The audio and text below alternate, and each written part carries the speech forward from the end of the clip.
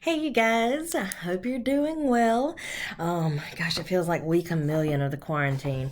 Anyway, so I wanted to talk a little bit about your next paper. So first things first, we're going to start talking about rhetoric. The reason I made you do that reading specifically was because I think it's awesome because it gives a good intro to the important parts of rhetoric, or what I think are the important parts of rhetoric, and that's kind of how we evaluate things on a daily basis. So one of the things that the reading talked about was how like what we notice about people when we first meet them, and how we have this kind of value system set in our head about how like certain things, like somebody having like messy hair, what we think about them because they have messy hair. And anyway, I'll move on from that. But I think it gives a good introduction to rhetoric and kind of how it's relevant to us. I'm going to talk a little bit more about that this kind of semester, but today what I really want to do is kind of get started on your paper. So the first thing I'm going to do is I'm going to go ahead and open up this paper. So this is the last paper that we're going to be working on this semester. Notice I've opened it a couple times. You guys, I apologize for you having to have a PDF copy of it. The reason is because I totally forgot to download that before I got kicked out of my office, so I had to go steal the Writer Center copy of it. I mean, it's the same paper, it's just a PDF form, and it has my ugly handwriting on top of it. Anyway, what you're going to be doing is a comparative rhetorical analysis. And basically, what you're going to do is you are going to take two readings about the same subject, and you are going to look at the way the rhetoric is different. And so if you're kind of walking along with me, basically you're going to analyze one popular source and one scholarly source. And so we're going to talk about kind of different things in there. So I think the first thing that I want to go ahead and talk about this is picking a topic. I think if it were me, I would go ahead and pick a topic that I am not so passionate about, because this is not going to be an argument paper and you are not going to talk about the issue. One time I had a guy who he was like, I'm going to write about flag burning, and all he did was talk about how he hated flag burning, which is fine. I mean, it's cool, except for it's not a rhetorical analysis and he didn't really make a good grade. So think about something that you don't feel so passionate about, or that you don't feel so passionate about that you can't look at the writing objectively. And so that's kind of what I'm thinking. I'm going to give you an example, and one of the ones that I work with the whole semester that I really don't care about at all is veganism. I do not care about it, but I have a whole paper written on it because I think it's kind of interesting, the sources out there. So pick a topic. And so what I did for mine was I said, okay, so mine is veganism. And so I want you to find a popular source and a scholarly source. So I kind of want to go into how you're going to find those sources. So I'm going to go back to my portal, and I'm going to go back to library resources. And so with library resources, how I like to do this, I think the best way you could do this is to use NC Live. And so for NC Live, what you'll get is you'll have just a space where you can write in anything. So what I've done is I typed in vegan diet. And I want to talk about this because I think it's really important when you pick a topic, because not all articles are the same. And so I think this is really nicely broken down for you, though, and I think this would be the easiest way to do it. You have your scholarly article, which is one of the articles that you need, and then you have your news and magazine articles, which is the other source. So right here you have this one, back-to-back comparison. So what I do first is I'm going to go into my scholarly articles. A couple things that we already are going to see here when it loads is that they are scholarly and peer-reviewed. And I've got mine set so it's only journal articles. So we'll pretty much know that these are pretty good sources. So I've already looked at this. So I kind of looked through and I was like, okay, what can I find that I can do? A lot of times, like with a vegan diet, there's going to be lots of words that I don't understand because it's going to be written probably by a nutritionist. And there's going to be a lot of empirical data, and that's just how scholarly articles are going to work. So I found one that I liked, the effect of brown rice-based vegan diet, blah, blah, blah.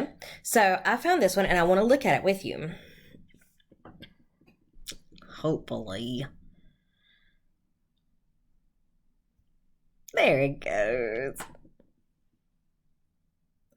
It's been slow all morning. So when I went and looked at this, a couple of different things. You can put it in the PDF if you want to. I don't really care. Sometimes I prefer it that way because I feel like I can read it a little bit better. Oh my gosh.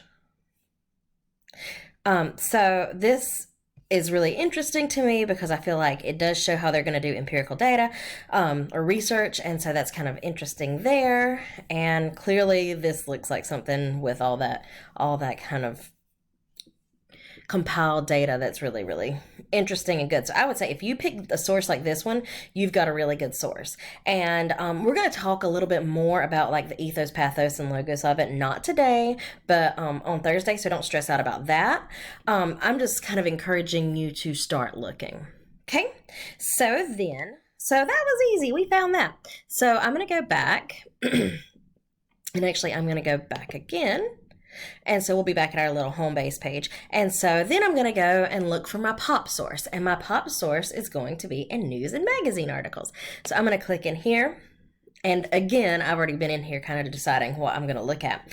A couple things though I want to show you is, especially in the pop sources, one of the things that happens is they're kind of short. And so don't just say, I found one and pick the first one you choose, because it may not be one that will really work for you. And so like I look at this one and I say, oh my gosh, this is a really short full text article. I would say that that is not enough for analysis. So I wouldn't use this one.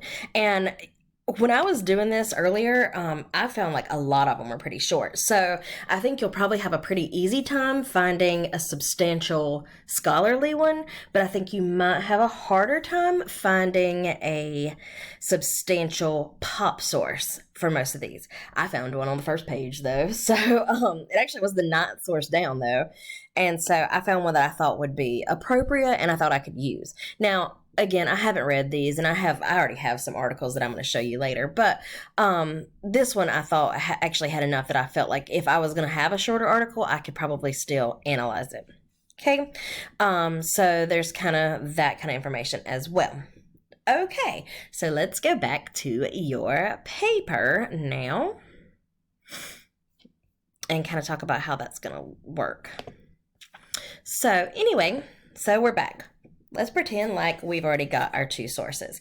And so then we're going to look at the rhetoric. And I want to show you how I'm going to set this assignment up in different parts. So once you find your sources, read and annotate. We are going to talk a lot about annotating. Hopefully at home you have some highlighters or colored pencils or something, because I'm going to show you how I highlighted these documents to show like the ethos, the pathos, and the logos. And I feel like I've heard these terms, and if you feel like you're not clear about it, we are going to get to that kind of stuff. So once you've got your sources, you read and you annotate them carefully. And then when you're in there, start looking for those rhetorical things. Okay, so I'm going to show you then how you need to organize this paper. So we're going to go back to your units, and this is up here for you too. I put a basic outline. I'm going to rebuild this outline over and over and over. But this is how your paper is going to look. And so I put this, why do we analyze rhetoric? And this actually came from the article, and it kind of talks about like the importance that I see in being able to analyze rhetoric. And it's so that we can figure out how to navigate all the messages that are being thrown at us in the world. And believe it or not, I feel like we always are kind of inundated with like people trying to make us think the way they think. So I think it's almost more important now. And gosh, with the news that's going on right now, anyway. So this is the breakdown of how your essay is going to look. So you're going to have, and this is like, I decided to divide it into parts instead of paragraphs because I feel like sometimes you might have more than one. Like clearly you're only going to have one introduction. I feel like you could probably get away with having one paragraph where you talk about rhetorical situation, and maybe one where you talk about ethos, maybe 1 or 2 where you talk about pathos, and 1 or 2 with logos. Now, again, this is just how this paper is going to look for now. Do not get too stressed out with the other stuff because those are details we have to build. We have to get started somewhere. So this is just basically how this is going to look in your conclusion. So, I feel like that's kind of what your paper's going to look like. And I feel like that's kind of where I want to end it today. If you want to work ahead, I already do have a PowerPoint in our unit section that talks about rhetorical analysis. But if you give me some time, and probably by this about this time on Thursday, I'm going to have a video that goes along with it, and I might even make changes to it. So do what you will with that. So, remember that your papers are due on Thursday, and you don't actually have any homework except for your final draft of your writing and your majors project. I would stick around and keep watching these videos though, because the videos are the things that are really kind of encouraging you and are going to give you those smaller details.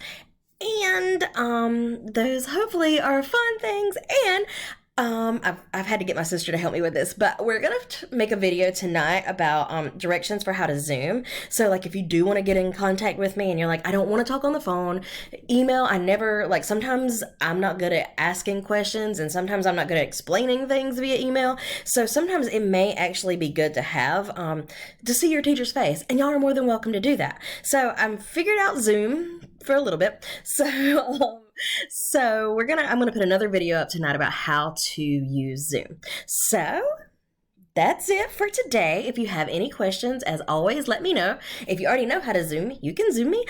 You can also call or text me. You guys have my phone number, so please go ahead and take advantage of that. You're more than welcome to call or text. And good luck on those papers. Remember, you get 3 points extra credit if you turn them into the Writer Center. Okay, you guys. I'll see you later. Bye.